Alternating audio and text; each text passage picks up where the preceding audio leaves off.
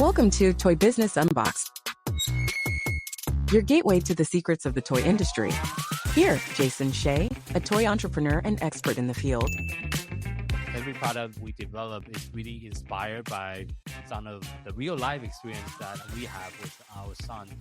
60% of all toys last year were sold on Amazon, which is incredible. Be passionate about it because it's a road, it's a journey. It's like when you have an idea that you think is like gonna somewhat like change the world, make things better, I'd say go for it. We'll guide you through the enchanting world of toy design, marketing, and manufacturing. Now let the unboxing begin. Hi, everyone. Welcome back to another episode of Toy Business Unboxed podcast. I'm your host, Jason Shea. Today's guest is Matt, the founder of Blinking.com. What started out was a light-up earring has really grown into a thriving e-commerce brand, building on novelty toys, party accessory, and even custom flashing items. And he have quite a bit of flashing items that he's going to show today. And he have an amazing journey over the last decades in both sourcing to design, and he have created hundreds of products that really bring energy and fun to parade, to concert, and even corporate event. So thank you so much for joining us on the podcast today, Matt. Hi, Jason. Thank you so much for having me on here today. Yeah, so first, can you take our audience back to the very beginning? Where does this business idea even came up for you? Now you have, I think, over 1,000 products now, but where did it all get started for you? Oh, yeah. This is my favorite story to tell, my friend. So, back in around 2000, I was caught up in the .com bubble. I was a web developer. I was freelance web developer building websites for folks. And I was also going to San Francisco Giants games trying to catch a Barry Bonds home run. Barry Bonds was hitting all those home runs. I was in the San Francisco Bay Area, and I went to a crazy party, and a guy there sold me a little earring that lights up, and you put it on your ear with a little magnet. And I thought it was pretty cool, and I paid him $10 for it. And then, next time I went out for fun, dancing, and I wore it, and people started asking me about it when I'm out. Mm-hmm. And then I said, after a short time, I thought, this seems like a pretty good product. And I went and found them, not for $10 each on the internet, but, for a dollar each or something. And then I bought 100 of them. And then the next time I was out and someone asked me, I said, oh, this is my product. I sell these for $5. I sold, several at just out having fun. And that paid for my night out. And it was great. After a little while, I thought, this is so good. I could take it a little bit further. And so I was already going to the Giants games. So I started selling these lights, these little teeny lights, at the Giants games, walking around the park at night games, and people love them. They love them. And I was even going out in the bleachers, like, the guys that go peanuts, and I'm walking around, with these lights, and people would stop me and buy a lot of them. And I would have to watch out for the security, and if I saw the security, I would just give them the light. Were you selling it illegal?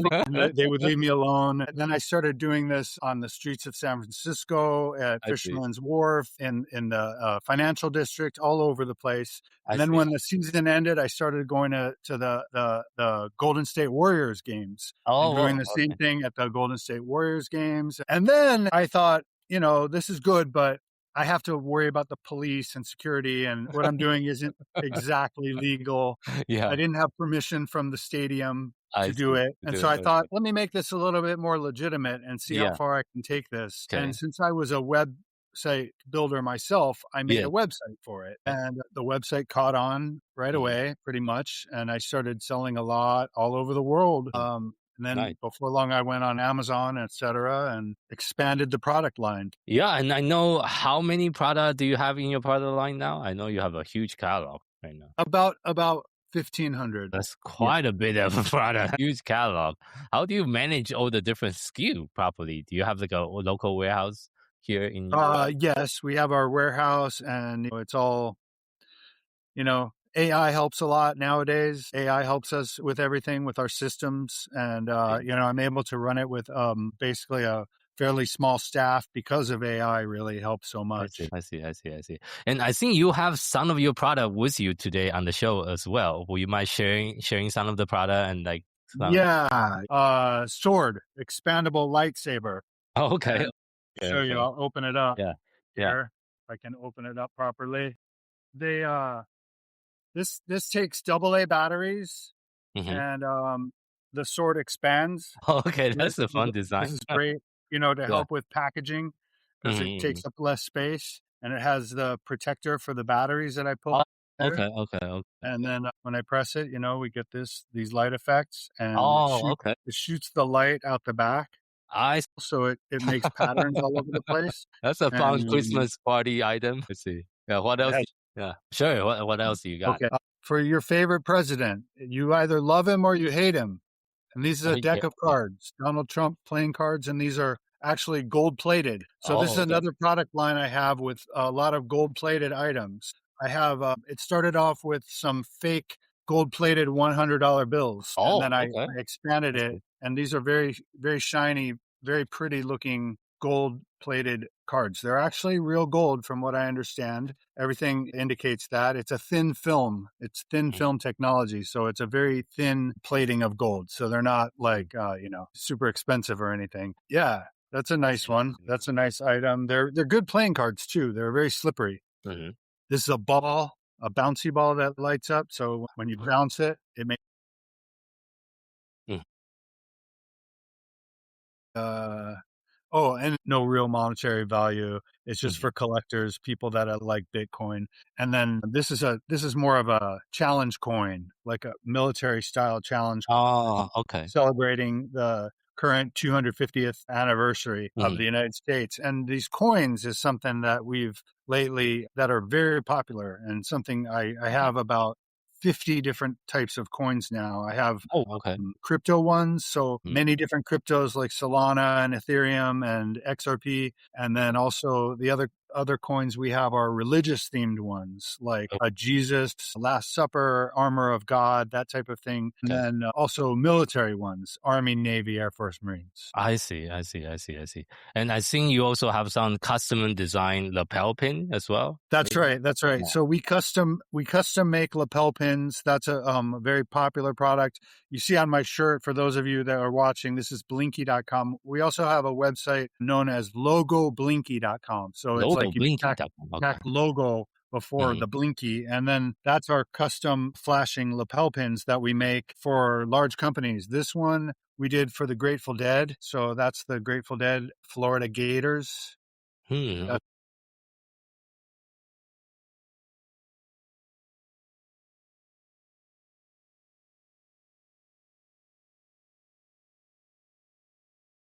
Uh,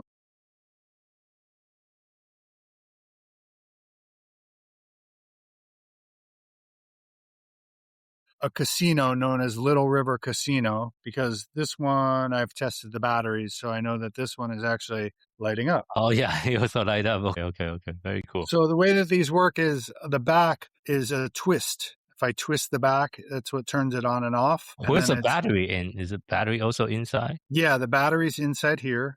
Oh, okay.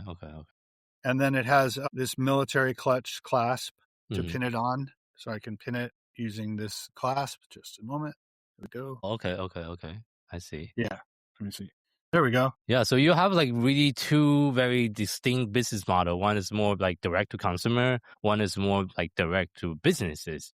Like as far as marketing goes, like how do you target those corporate like client versus the end consumer? Okay. Yeah. So, we're using Google ads, and I think that targets both the retail and the business clients. We achieve sales that way. Our Amazon store is mostly, targeting the consumers. Mostly through the Amazon store, we're selling one at a time. Through our website and using Google, we're usually doing multiples. Someone might buy if they're ordering the custom made ones, Mhm. the minimum is 50 and we've sold up to 50,000 at a time. I would say that kind of adding back to your conversation about manufacturing, one of the biggest struggle that we all face in the industry this year is definitely the tariff. How do you navigate that since I assume a lot of your product is also manufactured in China, or do you have some actually here is made in the United States? No, everything is made in China. And the tariffs has been sort of hit or miss. Like sometimes when Trump might put out a tweet and then I get a message from my supplier the next day or later that day saying, I'm sorry, your new orders are going to have 100% tariff. And then Trump puts out another tweet Yeah. where he cancels it. And then the supplier says, oh, forget it. Don't worry about it. It's been hit or miss. And for some reason, much of what we import is not subjected to tariffs. And I don't. Oh, okay. Well, you got lucky or you planned it correctly. Something. I think it's mostly luck. Okay. Well, you're extremely on the good side on that one. I know I've been interviewing a lot of people. Their business is being affected tremendously because of the tariff situation that really have a huge impact overall. But what are some of the trend you're seeing? Because I know you have been operating this business for a few decades now. It's like I know some of your product because it's kind of like a trendy item. But based on your experience, what are some of the latest trends that you're seeing? We've gone through so many different trends. There was the fidget spinner trend. Yeah. And I sold so many fidget spinners. It's amazing. And then Amazon for some reason thought they were dangerous and started banning fidget spinners. I don't know why. Yeah. And right now one of the trends is these coins, these 250th anniversary coins that I showed you. Coins. Yeah, because this next 4th of July will be 250th anniversary of the United States. So those are very popular right now, those coins. It's Christmas time, so a lot of Christmas items. This is another Christmas item I have. This is a wand. It's a snowman wand. And what I like about it is it's not very typical. It's very unique in that, it has snow inside of there. It has actual snowflakes. When you turn it on, it lights up and then the snowflakes move all around. I see. Okay. So it's pretty cool. And it sounds some music. You even have sound music. Okay. Okay. Yeah. So yeah. Pretty cool. Yeah, so Christmas is the big thing right now, and I'm trying to think what else trends. I also have these slingshot helicopters. Have you seen? No, I haven't. No. Okay, so these are pretty trendy right now. They're for the summer. They're big in the summertime. Less so. It's an outdoor toy. This is a slingshot helicopter. They have different names. They're also called aerocopter. And what this is it's something you shoot up in the air, and then it flies down. It flies down like an airplane. You kind of pulled on it, then you will fly. It has this piece, which is the slingshot. Okay. This piece here is the slingshot. Yeah. And you pull it back like this, right? Yeah. And this is the part that goes up in the air. And first you have to bend the wings. That's right, like this. I see. Yeah. And then it spins around. So then it also lights up. I turn on the light there. Oh, you also light up too. Okay. Yeah, it lights up. Yeah. And then I can take it and I can hook it on like this, and then then you will spin. Okay. Yeah, and then you aim it straight up in the air, and then it spins down slowly. Okay, very, very cool. Yeah. Okay. Yeah. That sounds like a fun game for sure. I can imagine with the catalog of your size, it must be hard to try to identify the trend ahead of the times. Like, what is your strategy to know, okay, this is the trending item, time to order them? Because by the time you order it, it take a few more months for it to arrive in US where you can start selling them. Yeah, I like to scope out different websites. I like to look at AliExpress and see what's trending there to find new things, and then I can order a couple samples from AliExpress and just list them and see what happens. See what happens. Okay. Yeah, I don't like to make a large commitment of merchandise. Yes, thank you. I like to just list it. I might only have a couple, and then if I sell 100, I might have to go to the customer and say, "I'm sorry, there's going to be a delay. We can refund you if you want, but if you have an extra 2 weeks, we can deliver it in time." And that usually works out okay. So my advice is to, just put things for sale, make it for sale, and see what happens. You can always refund the money if you have to. But most times I found the customer can wait. People oftentimes order ahead of time. I see. Thank you so much for sharing that. And please educate me if I'm wrong, but I understand because most of your product have electronic in it, because there's a battery involved, there's also lighting involved. Isn't there additional regulation that for importing purposes that you also need to kind of navigate that? How do you usually navigate this? Yeah, that's exactly right. So, there's different standards of material safety that we have to contend with. You may be familiar with CPSIA, which is a material safety standard, and also the latest thing that we had to deal with is so many of our products have cell batteries. They're like lithium cell batteries, the type that are like a coin. Yeah. And I think it was last year there was a new law that went into effect about cell batteries. Reese's law. It's known as Reese's law. Okay. I think because there was a young kid. Swallow? Did he swallow it? Yeah, a kid went into a coma, something like that, maybe died. Yeah. I don't know the exact what happened, but they passed some very strict laws about that. And there are new labeling requirements and import and labeling requirements. And we had to go through and label everything. We had to label everything to make sure it all met those requirements. I see. Everything with cell batteries. Yeah, that's tricky. And with a catalog of your size, like when is the time you figure out this is the time to discontinue certain product from your inventory or from your catalog because you're dealing with thousands of SKU all the time? Like, what is your cadence? Do you review that once a quarter, once a year, and see, those products is no longer trendy, so to speak, time to kind of liquidate and try to get rid of them? Yeah, it's basically just once a year because when we do inventory at the end of the year, that's when we evaluate what we'll be doing for the following year. I see. Because, if you have so many stuck on the shelf, you're not going to want to reorder. Do you also go to the Canton Fair in China, try to identify product like in person by walking the show, some of the big trade show in China as well? No, I haven't been to China yet. Oh, you haven't? Okay, that's surprising with the catalog of your size. Yeah. Not yet. I've been able to do it from here. I have 2 kids and my wife, so it's difficult to do that. But I wouldn't mind visiting China. I would like to. Yeah, usually my experience, if you visit your manufacturer in person, usually negotiate a much better payment terms, sometimes lower cost too. So especially if you can have a drink with the factory boss. Oh, okay. That always helps. That's kind of like a Chinese culture thing. Having a drink in the business setting, that's usually how you negotiate a much better price or much better payment term, much better everything pretty much. Oh, wow. I'll have to make that a priority then. Yeah, because personally, because as you know, I also run a toy business myself. I've been to China a few times, just trying to build that relationship with my manufacturers, try to negotiate better payment terms. So that especially if you're already doing a significant value with certain manufacturers, they'll give you like VIP treatment as well. They'll bring you to restaurants, wherever you want, and just show you around as well. And they can also help you usually most of the manufacturer I talk to, they speak pretty good English, so you don't really need a translator neither. So yeah. Los Angeles. Okay, I see. And I did visit him. Yeah, so I can only imagine if I went to China what it would be like. Yeah, I would recommend it. Yeah, if you haven't been there, definitely visit and have that conversation face to face with some of your top manufacturers. That always helps. So yeah. And looking ahead here for 2026 and beyond, what is some of the goal or like some of the new project you're working on for your brand? Well, the custom flashing pins is what we're focused on the most. Oh, okay. Okay.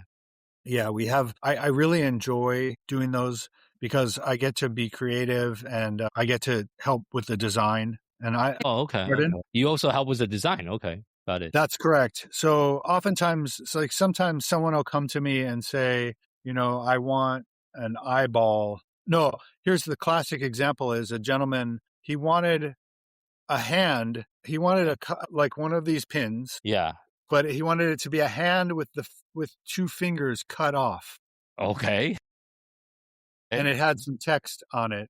It also had his name and some other text. And it was because he was sort of well known because he had an accident where his fingers were cut off, etc. Oh, I see. And that's what people knew him for. I see. Okay. So I designed the hand. I was able to make a drawing and with the fingers and everything.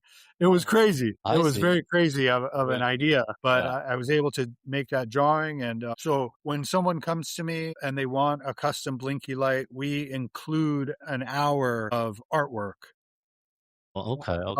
If they need help with the artwork. Can you walk us through how long does that typically take? They just say you have a new customer that just ordered this like crazy design? Does it take a few weeks, or how long does this whole process take from idea to finished product? Okay, here's another example. I had the New Orleans Ballet Company Okay.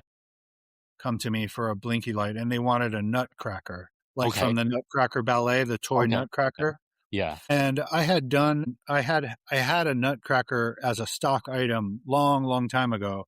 Okay. But it wasn't very nice. And so when they came to me, what I did is I actually used AI for this one. Okay. I'm blanking out on the name. It wasn't ChatGPT. It was a different AI. I guess it's not important, but Midjourney, maybe? no, it wasn't. No. It wasn't Midjourney. Shoot. It's not a well-known one. But anyhow, so I told it to make me a nutcracker with a certain color motif and with the letters NOLA. Okay. And I was able to get about 5 variations that I liked designed by the AI, and I sent them to the customer. Okay. And they chose one of them. I see. And then after that, now the next step is to outline the design. So because you have to give the factory the shape of the blinky, because they're going to make a printed circuit board and cut it to the proper shape. And then we also need to choose where to put the LEDs and what colors and what colors to use. So on my website, Logo Blinky, I have a lot of examples of these diagrams that I make. I make 2 things for the customer next. The next 2 things I make, once we've established the actual print artwork, is we make an LED diagram that shows the shape of the blinky, and it indicates where and what color the lights will be. Oh, that's actually super cool. Yeah. Might consider ordering one for you for toy launch. And then the next step after that is I make a virtual sample. So I make an animation of the blinky light, where it actually shows the design, and it has the lights blinking around that where this is what it's going to look like as a finished product. Amazing. I see. Okay, that's really cool. And how long do you say this process usually take? Like a month? Oh, okay. So, it takes a couple days to figure out things with the customer and to establish a design. And then it's 3 to 4 weeks of production and delivery. So from the time of usually we're paid up front. From the time of payment until delivery is 3 to 4 weeks. Well, that's actually pretty quick. Yeah. That's not too bad. Yeah, that's really quick. Now, on the other hand, we also have our lapel pins that we keep in stock here in the United States. Like we have some stock ones. Someone bought a $sign one today. I had a customer ordered $100 blinky lights. If you want one of those customized, the ones that we already have in stock, we have the facilities to print on top of a pre-made one, and that takes less time because that's done here in the States. That's only about 1 to 2 weeks turnaround. I see. Got it. So looking back at your journey of building this business to where you're at, what was one of the biggest struggle or challenges that you have faced over the year building up the business? Amazon is very tricky. It used to be a much larger percent of our business. Yeah. Okay. But, for example, we sell light up NFL, NBA, NHL, and NCAA flashing fiber optic caps. Okay. So it's a licensed item. And right here where the logo is, it has fiber optics that poke through. Okay. And then it has an LED module and batteries in the top of the hat where there's a little space. And the fiber optics poke through. And then there's a switch just right here to turn it on and off, and it makes the logo actually light up. Oh, okay, cool. Okay. Yeah, and those are officially licensed. Those we don't hold the license, but the manufacturer had a deal with the sports organizations. I see. For licensing. But Amazon has given us so many problems that we don't even sell those on Amazon anymore. I see. I took them off. Got it.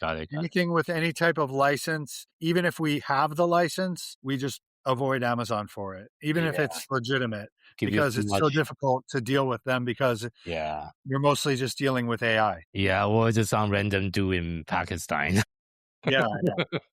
Exactly. Yeah, but we're kind of wrapping up today's interview. Thank you so much for sharing all the different stories and your journey so far. But if you have to share just one piece of advice with someone else that's just getting started in the toys and game industry, what would that be? be like Nike and just do it.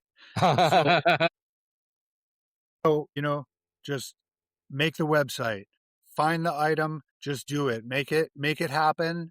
Don't let anything slow you down. Like I said, I oftentimes will just have a couple samples and I'll put it up for sale. Yeah. And if it sells 100, then I deal with that then. Later. Speed is key. Yeah, that's a good advice. Speed to implementation instead of sometimes people overthink or analysis, paralysis by analysis. They never really take any actions. You don't need a website and a logo package and stationery and a Facebook and all that. You don't have to have all that set up beforehand. You can do that as you go and build it up. That's a wonderful piece of advice. So for those listener and those audience who want to learn more about you and your business, where is the best place for people to find you online? Well, I would say blinky.com. That's blink.com. And logoblinky.com is our flashing lapel pin custom website. We also are on Facebook at blinky.com. So it's spelled out blink BlinkEDOTCOM is our Facebook. Our YouTube is we're on YouTube. I'm on TikTok. My TikTok, if you want to see a lot of fun things that I did on TikTok, because I did some, I'm going to take your job one day. I did a little bit of influencer activities on TikTok where I eat very hot chili peppers. My TikTok is Magic Mats, MAGICMATTS. And thank you so much for your time and energy today to share your story and being with us on the show. Well, I appreciate you so much. It's so kind of you to have me, and I admire you, and I admire how professional and comprehensive your entire world is. You have a whole beautiful world, and everything seems so efficient, and the way you've put it together is very admirable. Thank you very much. It's mostly my team doing all the work. So thank you so much. You've done a great job, as the leader. Yeah, thank you. And thank you for our audience for tuning in to this episode of Toy Business Unboxed podcast. I hope today's conversation gave you practical insight and fresh inspiration for growing your own toys and game brands. This podcast episode is proudly sponsored by Toy Launch, a leading marketing and growth partner for toys and game companies. At Toy Launch, we help brands scale on Amazon and beyond through full service account management, PPC, SEOs, creative and catalog optimization, influencer marketing, and even marketing consultation. If you are looking for a proven team that understands both the toy industry and e-commerce marketing, we're here to help. If you'd like to have a personalized marketing breakdown for your brand, your opportunity, and your best next step, you can schedule a free consultation session with us. Just visit toy-launch.com/schedule. And if you want to connect with other toys and game founders and entrepreneurs, feel free to join our free Facebook group at Toy and Games Launchpad. You can find it at toy-launch.com/group. Till next time, keep innovating, keep creating, keep bringing joy to the toys. This is Jason Shea signing off on the Toy Business Unboxed. We'll see you in the next episode.